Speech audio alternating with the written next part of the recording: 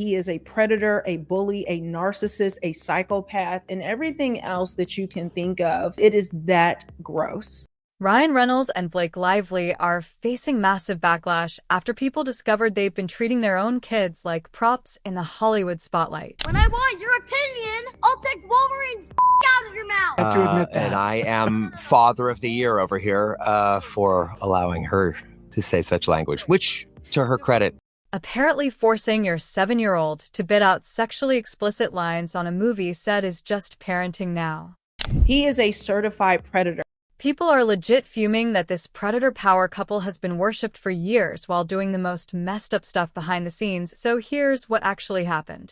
What Ryan Reynolds forced his daughter to do on Deadpool is one of the most abhorrent things I have ever heard of.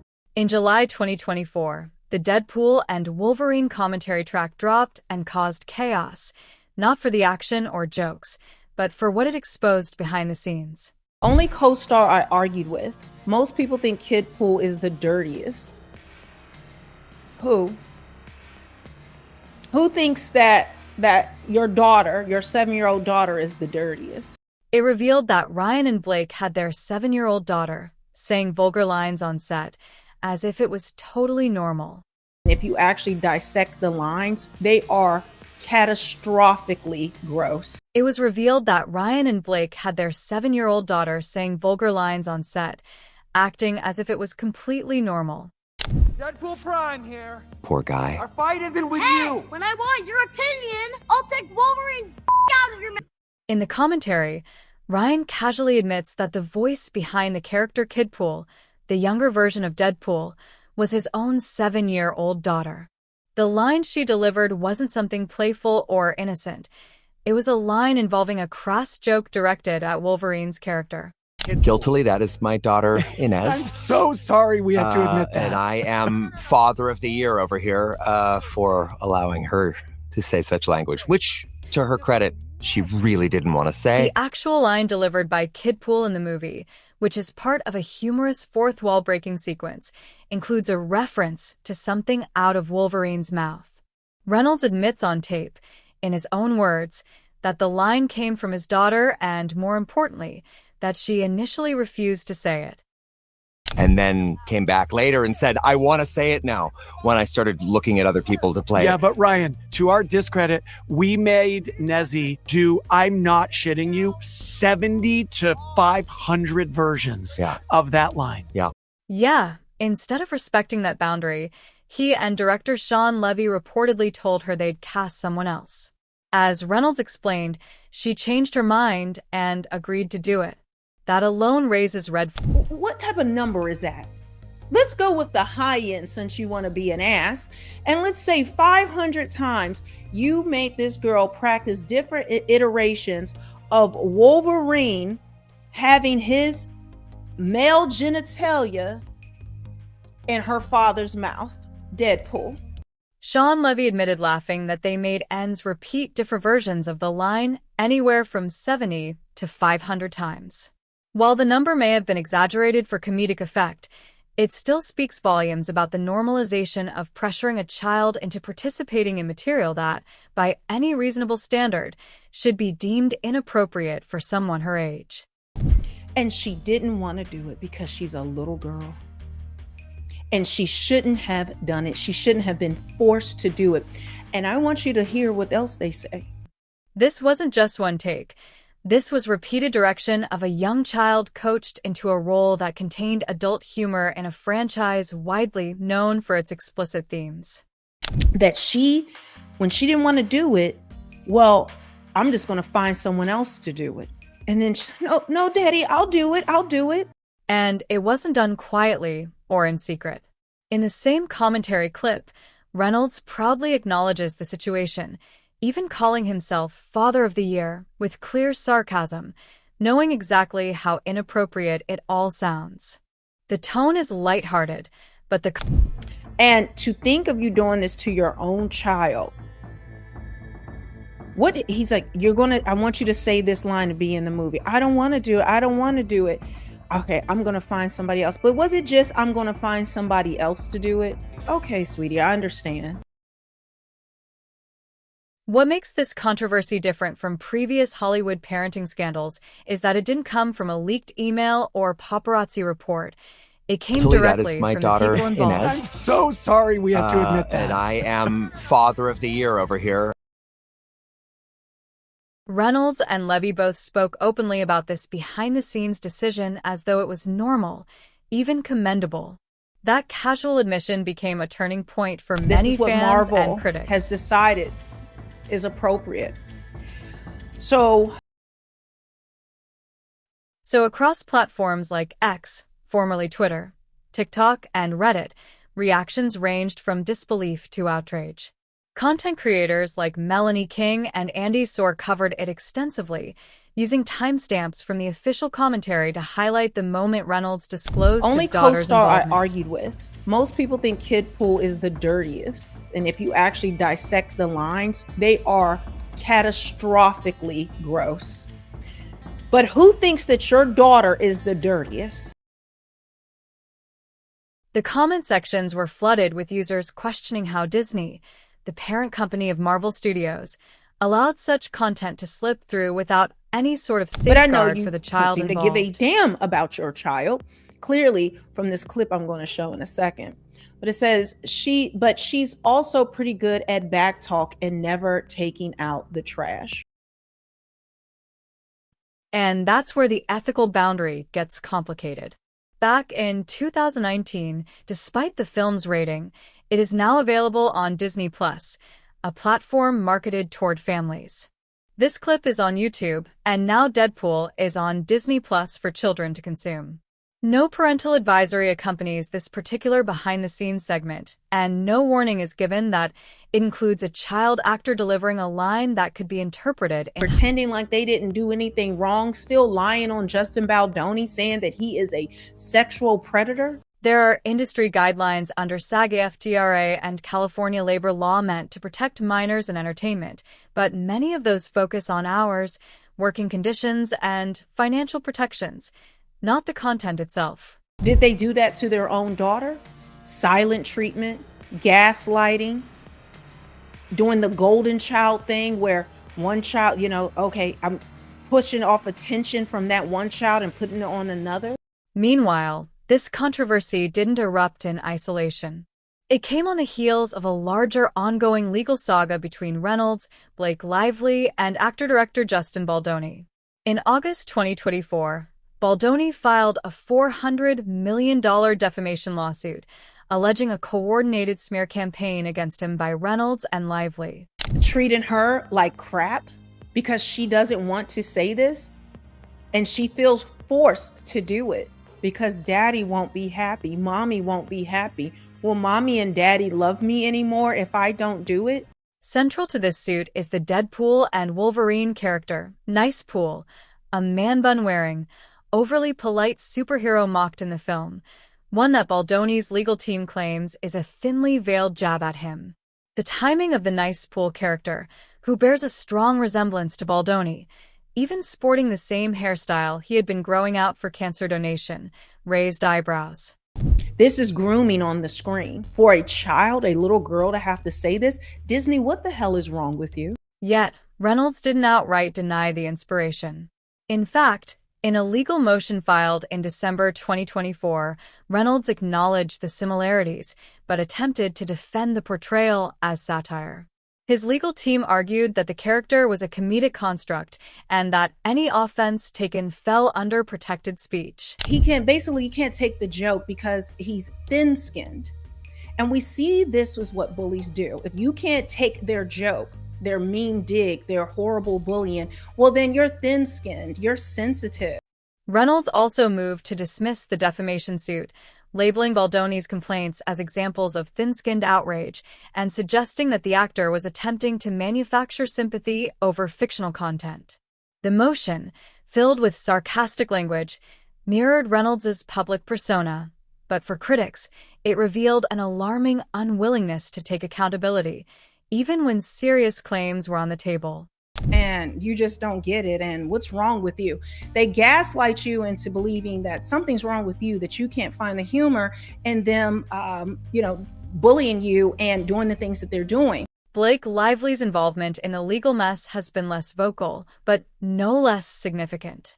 She reportedly co-signed on several joint decisions during the It Ends With Us production delays and is named in the lawsuit as a participant in the alleged campaign to isolate and discredit Baldoni. Her attendance at 7 Taylor Swift concerts in 2023, including one during a production delay she blamed on illness, became a sticking point in public criticism. So whenever Blake needed an excuse, it was literally like, oh, I got strep throat. The kids are sick. Though Lively hasn't filed her own motion to dismiss, her team has defended her conduct, framing her as a mother balancing career and family. But the criticism isn't going away. Instead, legal analysts suggest her silence may be strategic as Reynolds takes the brunt of the public heat. Still, her connection to the ongoing litigation could have long-term implications, especially if Baldoni's legal team succeeds in pushing forward to discovery and depositions. These legal defenses, laced with sarcasm and deflection, haven't landed well with the public. Many see it as a doubling down, using celebrity privilege to dodge real accountability. The combination of exposing a child to adult-themed work, weaponizing satire against a former colleague, and attempting to spin the narrative as overreaction has created a perfect storm. And so far, neither Ryan Reynolds nor Blake Lively has done much to comment. I believe Ryan makes true statements, but the way he phrases it, or he's had this nice guy, I don't know where they get this nice guy from. He has this nice guy joking persona that they don't take it seriously. It's not real. And not only this, Ryan Reynolds has long been painted as the charming, funny family man, the guy who makes cheeky tweets about parenting and posts cute red carpet moments with Blake Lively. But if you take away that lens of, oh, he's nice and he's just joking, and you actually listen to what he is saying, you start to realize he is speaking these truths and he's telling on himself, much like Blake Lively does. But once you pull back the curtain, a much more calculated version of Ryan starts to show, one that has left coworkers, collaborators, and even his own family tangled in a pattern of manipulation. In a way, but yeah, now when you look at the pattern, that was very manipulative, and it was almost as if he knew he would need those excuses, so he laid the foundation for that very early on. This thing I caught on your Instagram last night, and it blew my mind and connected in a way of just how Ryan and Blake use their kids. One of the biggest allegations comes from behind the scenes of his projects, where multiple insiders claim Ryan used his own children as tools to adjust filming schedules. It was so manipulative in a way, and it was all in a guise to get Justin to move his entire production so Ryan could get a week off, get some extra time with his kids or whatever. In particular, during the early stages of production for It Ends With Us, it's reported that Ryan pressured Justin Baldoni to shift the entire filming schedule under the guise of needing more time with his kids. At first glance, it sounds like a devoted dad asking for some flexibility, but when you consider the power imbalance and timing, the situation looks far less. I remember the text that he sent to Justin when Justin sort of wrote Ryan. Justin wrote Ryan like, "Hey man, just saying hello. We're gonna be working together." I thought it was actually a very nice text on his part. And then Ryan like ghosted him, kind of left him sitting there waiting, and then finally responds. According to people close to the production, Reynolds sent Baldoni a delayed response after being contacted about their work together. And like uses his kids in that text to be like, "They're everything to me, and it's my way to my heart and the way to destroy us." When he did reply, he framed his reasoning around his children's health and the importance of family. He wrote about how his kids were sick, often joking about them having the beta version of the immune system. But beneath that tone was a strategic move. It planted an excuse early on, one that could be pulled out whenever needed. Did it? Sure enough. Throughout the process, Blake Lively reportedly used the same "kids are sick" narrative to delay shoots. And I found that so despicable in the first place because it's like, hello, Ryan, not everyone has the luxury you have to get time with your kids. Justin's got kids. Every crew member's got kids that they're not seeing for weeks on end. It is what it is. The bigger issue here isn't just about missing a day or two of work. When someone in a position of massive privilege and influence like Ryan Reynolds disrupts a production, it creates a domino effect. Crew members, many of whom work hourly behind the scenes without the luxury of flexible schedules. So the thing a manipulative person would do is, let me just take the whole week off. Forget caterers, forget hair and makeup, forget the individuals who really need to be there, because not everybody has a contract for the movie. There are people who are making hourly wages that you're taking money from them. Makeup artists, costume designers, location managers, even security and catering, all impacted because one actor decided their personal plans came first. Not everyone on set can afford to take unexpected days off. Not everyone gets a jet waiting outside or childcare on demand. This behavior shows a complete disregard for the people who don't have the same safety net. Seems like the narcissists cannot keep their mouths shut and constantly want to tell on themselves. Insiders have quietly expressed frustration over this dynamic, and it's not just about one movie. This pattern has shown up before. Reynolds and Lively have been known to publicly leverage their family image and, more importantly, their children, as shields from criticism or accountability. They often lean on their parenting persona when things start to heat up. That brings us straight into the second layer of this problem: public and media. Summary: you discovered that one of the dates that Blake Lively called out sick from work for It Ends With Us, the Vegas shoot that they were supposed to be, you did the homework. You went and saw it. The sick day was them going to the Eras tour? This is real? Let's talk about a very specific example. During a scheduled shoot in Las Vegas for It Ends With Us, Blake Lively called out sick. Your mom calling out of her credit union job to take you and your brother to Six Flags is not the same thing as the star of a production calling out of an out-of-town shoot to be at an Eras tour, which my research shows she went to 7 different ones. But just days later, she was photographed with Ryan and their kids at a Taylor Swift AYS tour concert, one of at least 7 different tour dates she attended. So to me, it was very ridiculous, and people were like, well, she went on the 12th. She called out sick on the 11th, and I'm like, well, it would be ridiculous for her to be in Vegas and for filming to be running late, something delayed in her in Vegas, and then she can't. So to me, it was very ridiculous, and people were like, well, she went on the 12th, she called out sick on the 8th, and I'm like, well, it would be ridiculous for her to be in Vegas and for filming to be running late, something delayed her in Vegas, and then she can't make the show. It feels to me like, yeah, it's a photo op. She's doing this as not clearly every time they're there, while they blur out the faces. It's still like this up. Try again. Well, it feels to me like, yeah, it's a photo op. She's doing this as not clearly every time they're there, while they blur out the faces. It's still like this opportunity where they were noticed. For the most part, people played along. Outlets praised them for being hands-on parents, for shielding their kids from the spotlight, all while publishing blurry photos of their children at these events. Blake and Ryan often demand privacy for their family, even asking media outlets to blur their kids' faces. Yet, at Taylor's concert, Blake was reportedly pointing to her daughter when Taylor's name dropped her mid-song, subtly. There's just so much manipulation that I see straight out of what was happening to Taylor. And this kind of two-faced approach hasn't gone unnoticed, even among their peers. There's been quite... And seeing Taylor distance herself now and now support Selena Gomez a lot louder, which we just saw her do an Instagram reel like this weekend, promoting Selena's album, which she's never once supported Blake via reels. Taylor Swift, once publicly close with the couple, has now shifted her support elsewhere, posting about Selena Gomez's projects, celebrating Zoe Kravitz, but never once publicly backing It Ends With Us. That silence is loud. Ultimately, the issue isn't just that Blake and Ryan are rich and famous and can take days off when they want. It's that they continuously choose to hide behind their children when they're questioned. They use their family image to silence criticism, manipulate work obligations, and twist narratives in their favor, while dozens of other people in their professional orbit pay the price for it. Disney's potential involvement in the alleged smear campaign against him and Reynolds and his wife. Against him by Reynolds and his wife. But Deadpool and Wolverine was promoted across Disney's channels without disclaimers about the behind-the-scenes use of child voice actors for mature content. No warnings, no opt-outs, no transparency.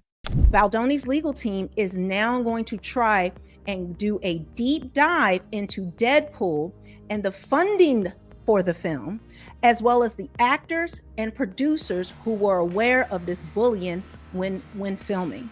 Legal teams tied to the Baldoni lawsuit are now preparing to dive into the production logs, casting decisions, and internal communication.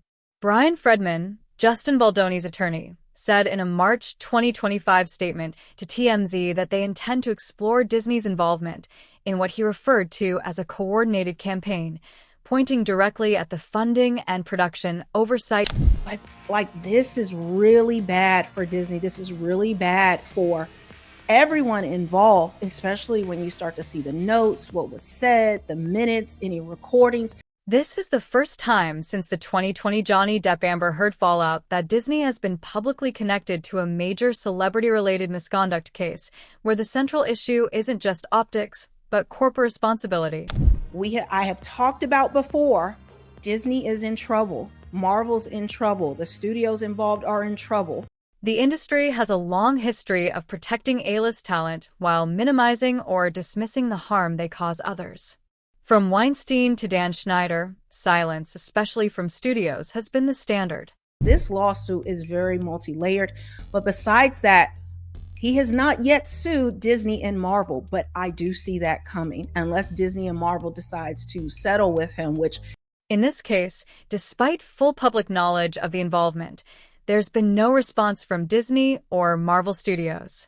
Not a single executive has addressed the public outcry or issued any... The hypocrisy. How do you react? You have kids. I have kids. Look, sometimes they say a bad word. It is what it is. We laugh. But I would never want my kids to be talking about sucking some C word of Wolverines in a movie at that age. I do everything I can. Insiders like former Disney casting coordinator Sarah Hawthorne, who spoke anonymously to The Ankler in February 2025, revealed that child participation in productions is almost never questioned if the parent is a lead actor or producer. She noted that oversight typically drops in family-led casting because no one wants to question a megastar like Ryan Reynolds, especially not if he's making the company hundreds of millions. 70 times is disgusting. It's disgusting. But this controversy extends beyond just one corporation. The way Reynolds and Lively have used their own children as narrative shields, both in media interviews and on social media, has triggered larger questions about the ethics of parental celebrity. Since 2016, the couple has publicly advocated for their children's privacy, asking media outlets not to publish their faces. Yet, they repeatedly walk red carpets with their kids and publicly comment on their parenting, making them part of their public brand. The contradiction is glaring. You discovered that one of the dates that Blake Lively called out sick from work for It Ends With Us, the Vegas shoot that they were supposed to be, you did the homework. You went and saw it. The sick day was them going to the Eras tour? This is real? In November 2024, a TikTok thread by user @outrage went viral after exposing the hypocrisy in Blake Lively calling out sick from filming It Ends With Us, while simultaneously attending multiple Taylor Swift concerts. Public documents showed production delays tied to her absences, while she was featured in fan-captured footage at Swift's AYS tour, alongside her children, all while previously insisting on keeping them out of the public eye. This is a sexually graphic comment that he's implying he made 400 versions of. I don't even want to think about who else's C word they were playing with or other versions of the C word that they were making their child have to say and ad-lib against their will. I smile at uncomfortableness. This raises a deeper cultural concern. When celebrities exploit their families for PR gains and then shield themselves behind the parent label to avoid criticism, what precedent does that set for millions of fans, especially young parents and teenagers who idolize Hollywood families? This behavior becomes normalized. It signals that boundaries don't matter if you're rich enough, that accountability is optional. Sociologist Dr. Lena Wilcox wrote in a December 2024 editorial for Hollywood Ethics Journal that fan bases now play a bigger role in shaping celebrity standards than legacy media ever did. Platforms like TikTok, Reddit, and YouTube have transformed passive viewers into investigative watchdogs. In this case, it was content creators, not major outlets, who pieced together the timeline, exposed the contradictions, and pushed the story into public consciousness. The more disgusting part of it is because Ryan was not willing to be as fully honest as Sean Levy was, because Ryan goes to her credit. She didn't want to do it, but then he snitches on himself and says, I pretty much told her I'm going to give your role to somebody. She said, Daddy, I'll do it. The public response has been swift and deeply polarized. While some fans of Reynolds and Lively continue to defend them, the wider internet conversation has turned. Threads on pop culture chat and r/foo have racked up thousands of comments, dissecting the commentary clips, mocking Reynolds' tone, and raising concerns about the emotional toll on the couple's children. Hashtags like #ProtectKidActors and #ReynoldsResponsibility began trending on X in late February 2025. There's also been an observable shift in how other celebrities are reacting. Taylor Swift, previously photographed with Lively and known to reference her children in lyrics, has notably distanced herself in recent months. Her last public interaction with either of them was in August 2020. Since then, she's posted support for Selena Gomez's new music, shared behind-the-scenes shots with Zoe Kravitz, and remained silent on anything connected to the Lively-Reynolds orbit.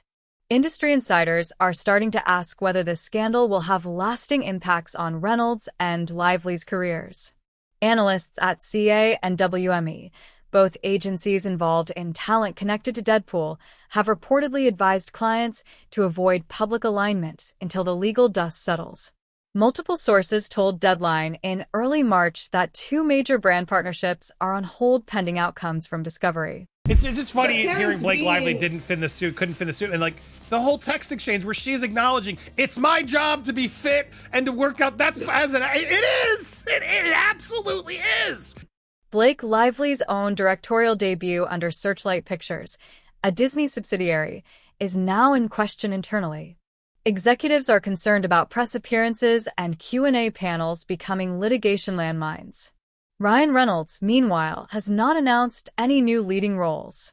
His social media, once dominated by branded content, has pivoted almost entirely to generic posts and reposts. The ripple effects are already visible. Streaming platforms that previously competed for exclusives featuring Reynolds have gone quiet. Upcoming releases involving either star are seeing tighter PR controls, reduced early press access, and carefully vetted interviews.